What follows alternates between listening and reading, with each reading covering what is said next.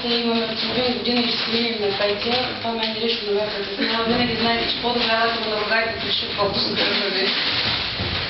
Пожелавам ви да бъдете рядко щастливи по това, независимо какво ще ви се случва в живота, независимо кой какво ви ядоса, да имате възможността да се усмихнете, да кажете майната му, да се напиете, да се овъргаляте.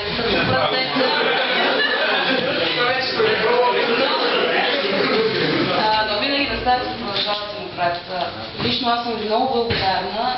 Последните, независимо, че още година и половина с вас,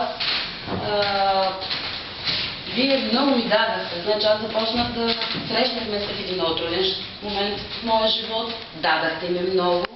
Надявам се, аз да съм ви дала малко. Когато ругая всички си ми партийни приятели, като Стоил и така нататък. Категорично Стефан, с това число влиза, той вече се научи поне да се поздрави и да не ми отреагира. Не го правя нарочно. Аз се гордея за всичките успехи и се надявам и съм убедена, че не само така начини състезатели ще продължат напред. Аз съм много благодарна за това, което правят. Но всеки един от вас, Мартин, ще продължи напред, защото иска да продължи. Хубаво и най-много ви благодаря, че не станахте една грозна сива маса.